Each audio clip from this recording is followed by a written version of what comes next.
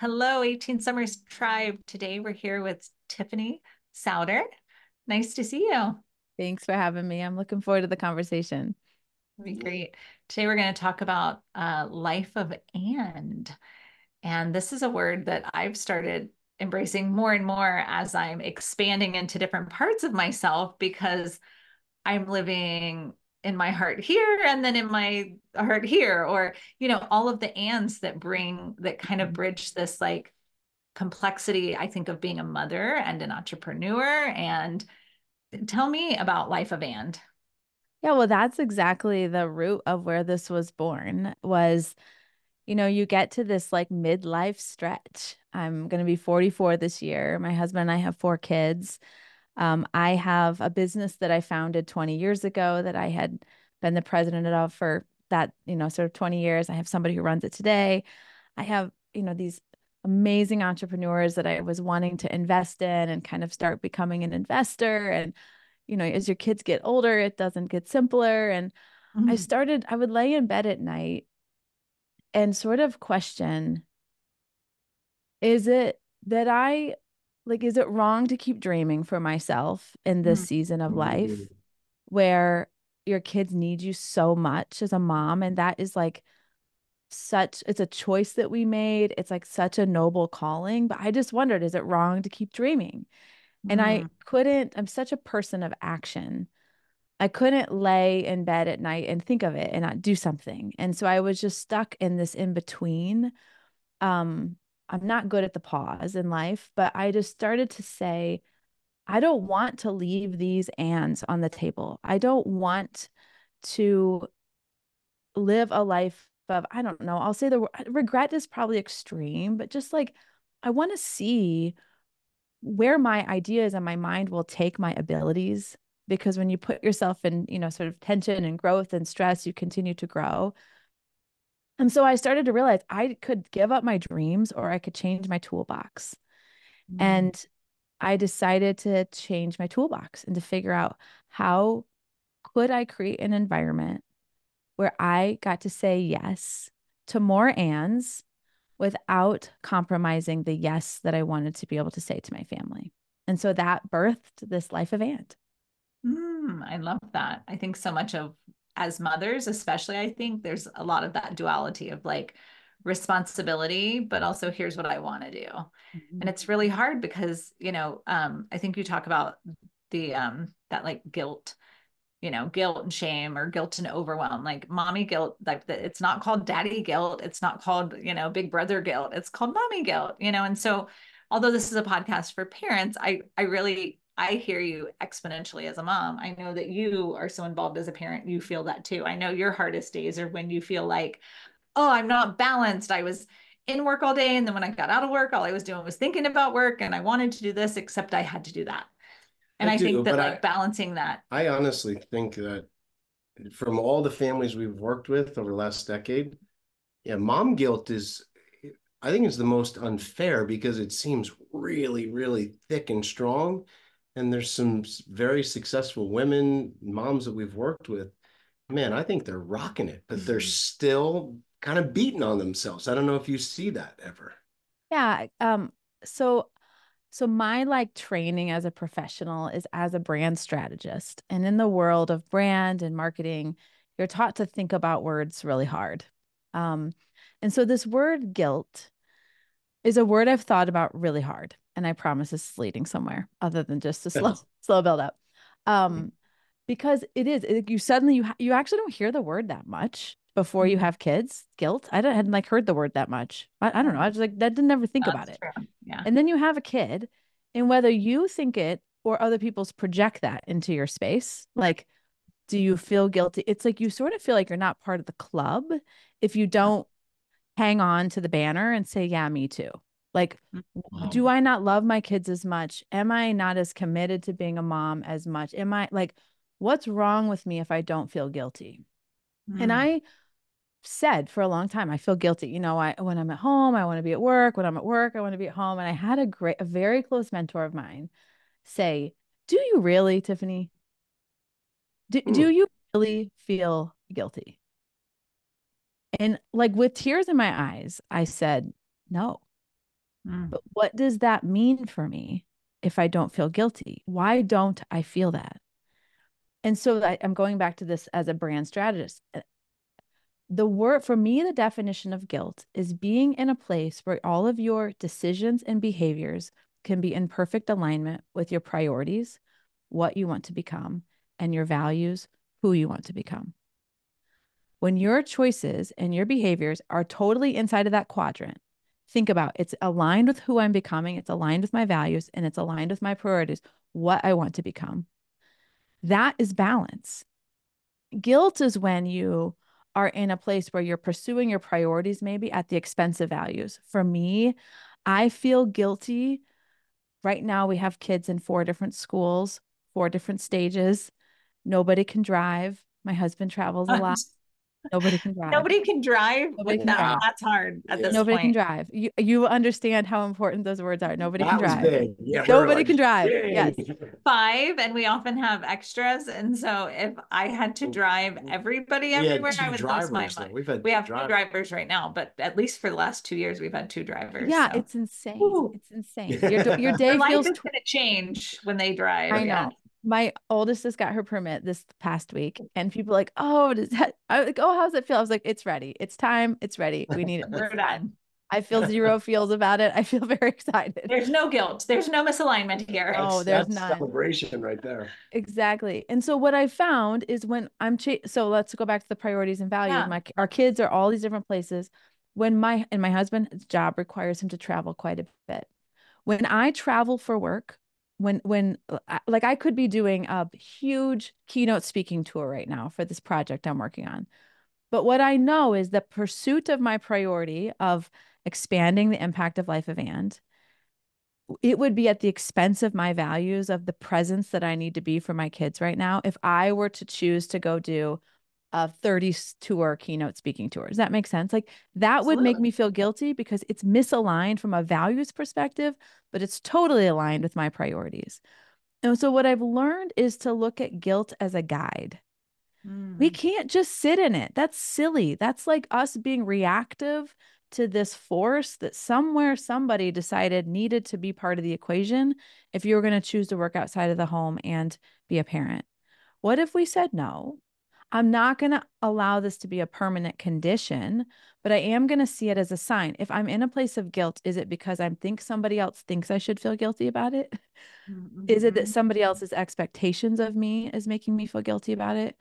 Or is it good guilt in that it's getting my attention that I'm behaving in a way that's misaligned to my values? Then I'm in charge of the guilt. I get to make new behaviors and not just be reactive to this condition that I think we have talked about as more of a like reluctant, but maybe badge of honor. It's like this weird thing that I think if you say I don't feel guilty and actually I'm totally aligned, that it makes me feel like, what if I don't love my kids enough if I don't actually feel guilty? So, anyways. Oh, no, that's a great filter. I mean, so those are the 3 questions or the 3 filters you go through in order to like validate, okay, where is this guilt coming from? And is it Yep, something I can do? So, I mean, it sounds like actually all 3 of those things you can do something about.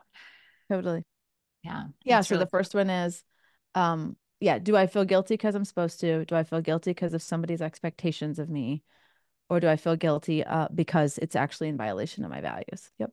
you can do something about it. I absolutely love that. That's really I oftentimes don't have mom guilt, but it's because and maybe it's this greater understanding and I never knew why. I was like, often I don't. I mean, I do. It still exists.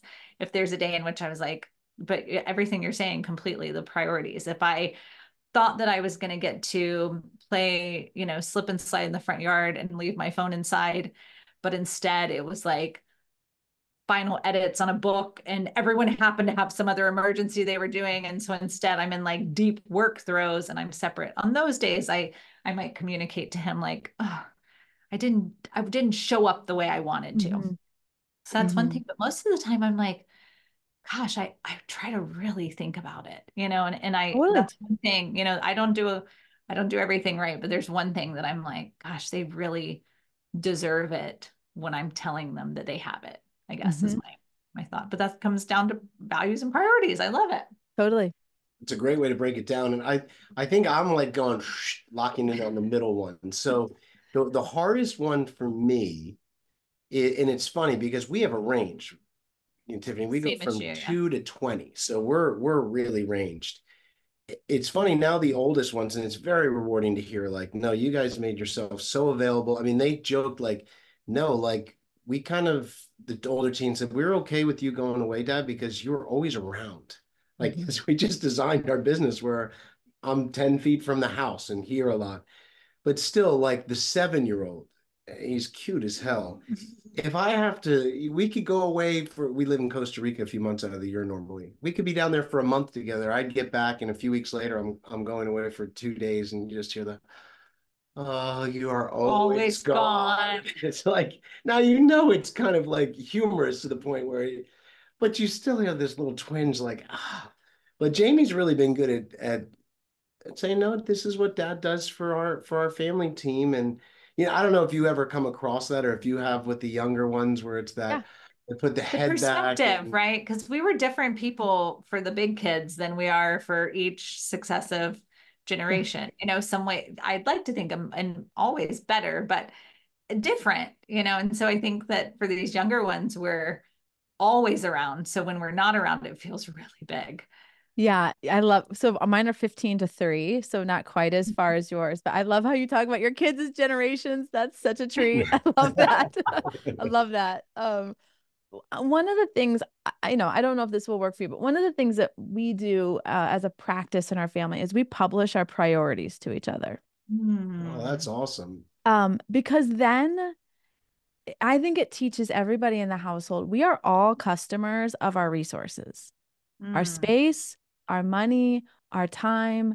We are all customers of it. That's great. So I want to hear from my kids, what are your priorities for the summer? And how am I an agent for those things?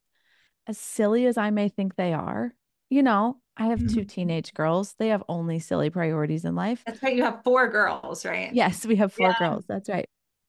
And then I published my priorities to them.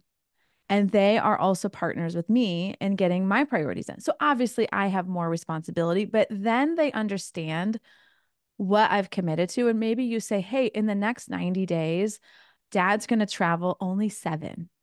Like, and then they have context versus like, I wasn't expecting you to be gone this weekend. Usually it's like, I thought we were going to do this, Dad. We hadn't finished our go-kart. We were working on this project. I thought the puzzle, like, it's usually tied to something that they thought was going to get done that wasn't. And I find giving kids an idea of what the next 90 days are going to happen and them all having a shared understanding of priorities. Mine was my little kids.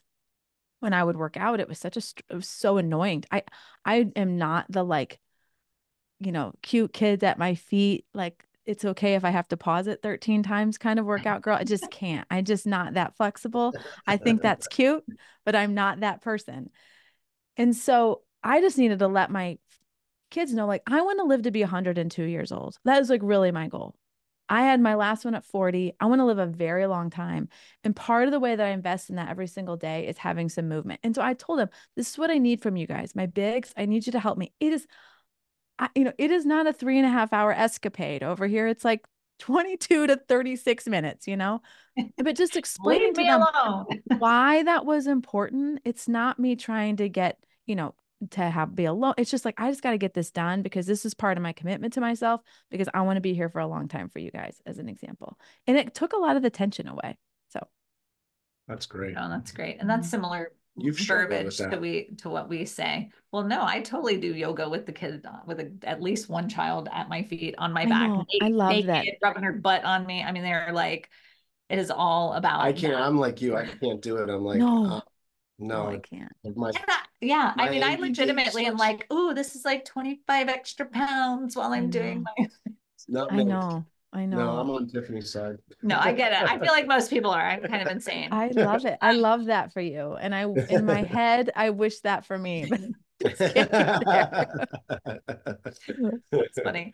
And so what's one routine that you have or that you do? I mean, that one priority filter, list I was feel like we could awesome. just stay on Yeah, that those was three great. steps forever, but one routine to quiet the chaos. What's something else? Yes. So, I think this tip is helpful to a lot of families. We do a morning wind up and morning roundup and evening wind down, morning Mhm. roundup and evening wind down.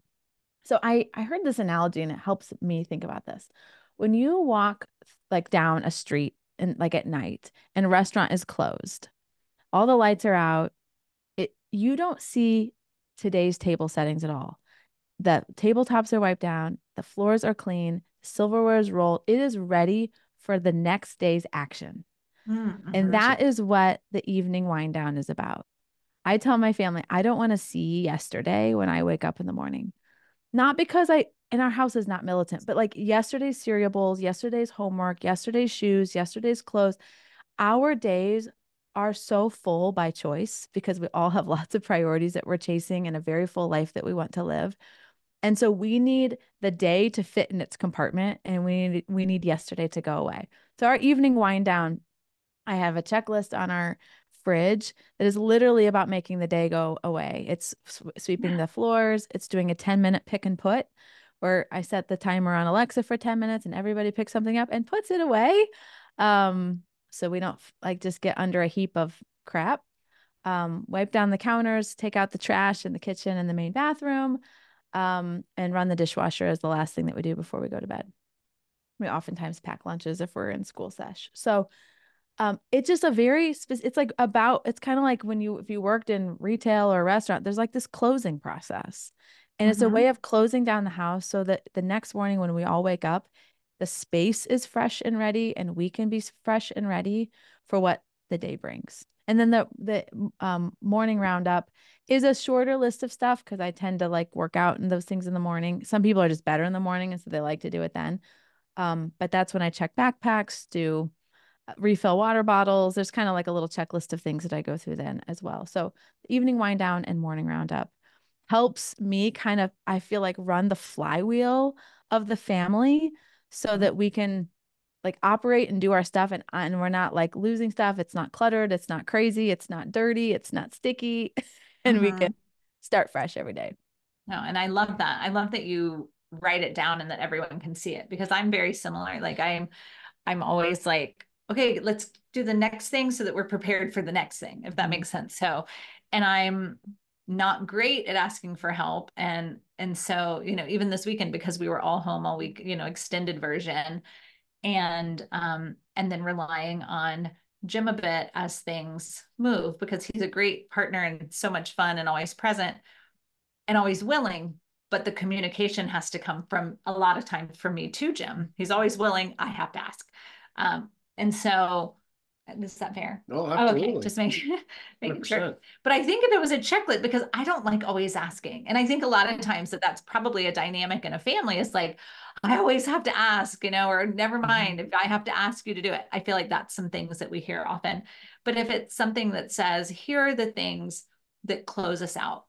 Mhm. I love that because over the weekend, I know I asked Yeah, you, like that's we good. had, oh my gosh, our washing machine tube drain came out on Friday night, and our second floor was raining out of every light fixture from the Oh washing machine. no. This So was a new one. this was new. Yeah, this never happened. I mean, we've had lots of chaos, but that's never happened before.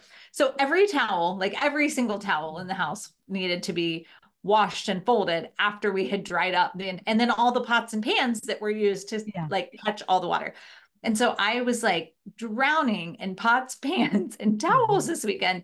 And so over the weekend, I kept, I would tell Jim, I'm like, okay, do you want to do dishes or you want to do laundry? Let's just do the next load, like Mhm. whatever the next thing is. And so I felt like that really created a camaraderie because we knew we were working towards the same thing. Mhm. Man, Mhm. I felt super supported. And that's really attractive, which you really Mhm. appreciate.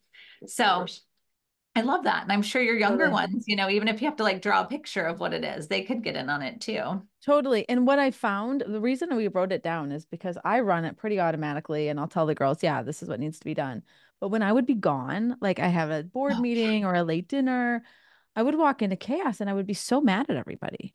It yeah. felt disrespectful. Like, how do you not see that I do this every single night? but it was very implicit. It was an implied expectation that I had. It was never clearly communicated. Nobody had ever agreed to it. I had never written it down. Like, it was fair for them to say, I didn't know that you wanted me to. I never said that before.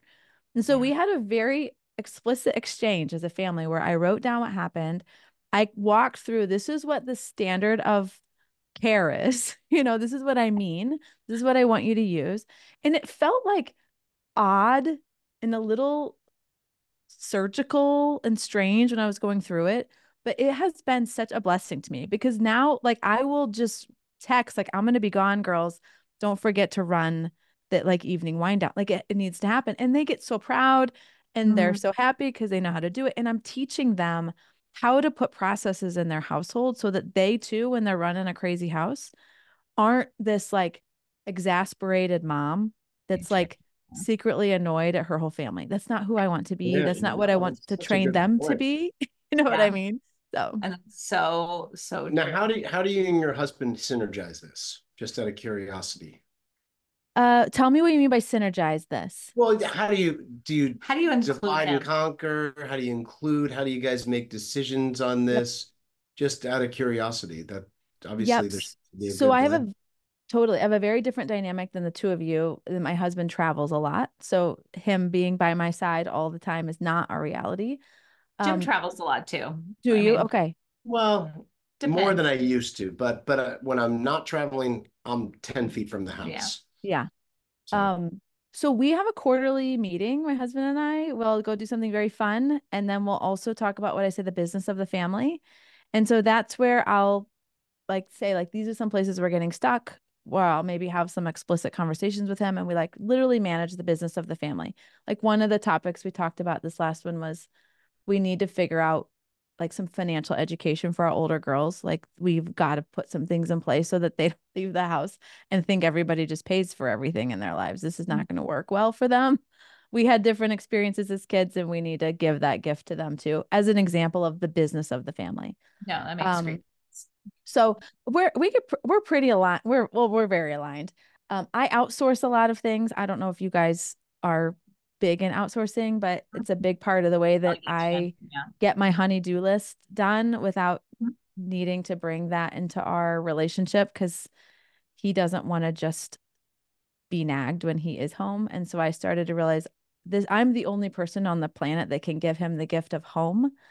And so Mm-hmm. how do I be thoughtful about that when he's home? Because he's runs a big company and he's in lots of different time zones. And so Mm-hmm. how do I make some things easier for him too, instead of just for myself?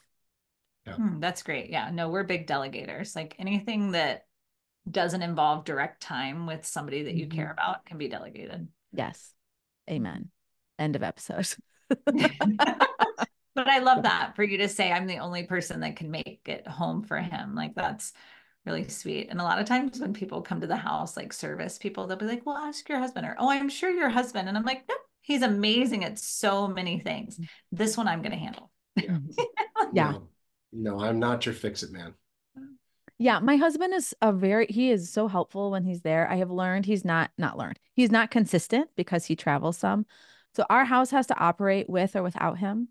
And when Mhm. he's home, I see him as an accelerant and like he Mhm. helps out or he'll do a pickup or a carpool or whatever, which is like such a gift. Nice. But I can't set the program up on a certain number of hours of his availability because it'll just break every time. Not because he doesn't want to be and he doesn't want to be a present dad. It's just what we've chosen for his career right now. It just requires him to be away.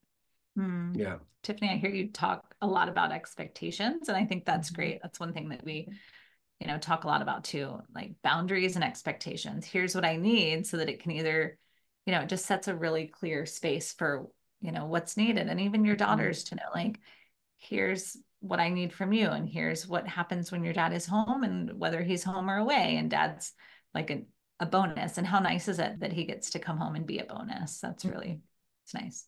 What were you going to say? I Absolutely. didn't mean to cut you Oh, off. no, no, you didn't cut me off.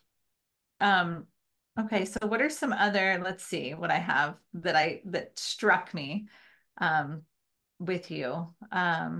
Fears of being a working parent. I mean, I feel like that's been woven all throughout this, that guilt. But what are some things that you hear most from your clients or people that you've spoken with? Well, can I ask you guys a question first before I do Yeah, that? Were sure. you guys raised, did both of your parents work when you were growing up? Or did you have one stay-at-home parent? Or what did that look like for you guys? So I was raised by a single mom, primarily, and my dad. I knew my dad, but he wasn't.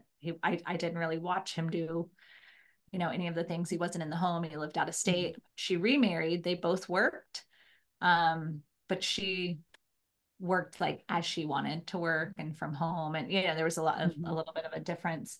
Um, Yeah, and both my parents worked and they struggled with money my entire life. So it was very important to me to have a semblance of grounding in the family. And also, like you Mhm. said, financial intelligence is very important to me Mhm. because I know the pain that it can create not to have it. Mhm. mm, So, but I both, Yep, totally. I think that so I was raised my dad was an entrepreneur and my mom stayed home with us. And so I think I think our for me at least my upbringing is just so heavily imprinted on my expectations of life. Like I think this is what it's going to look like. And then when it looked very different than that, I had to work through, am I doing it wrong? Or is it just different? So mm, I thought if you would ask my 12-year-old self what I was going to do, I would have said, I'll go to college and then I'll work until I have kids and then I'll be a stay-at-home mom and I'll raise those kids. mm, Because that's what my mom had done. I grew up in a really small town and the women who worked because they financially had to. That was the only option for their family. There was not this an idea of a career and doing it because you felt called to it or wanted like that. All of that, I really had to learn and understand as an adult. Like I just, in my 20s, but I just didn't see that around where I grew up. It was not the culture, it wasn't the space. It was working women were like on TV who had careers, but I grew up in a small agrarian town of like 1,500 people. So I think the fear is always what you've talked about, like expectations and boundaries. I think it really is about expectations. My expectations for my life and what it became were very different. And mm, so I had fear in, does that mean that I'm doing it wrong? Does that mean that I want to do all these things? Am I going to fail at one of them?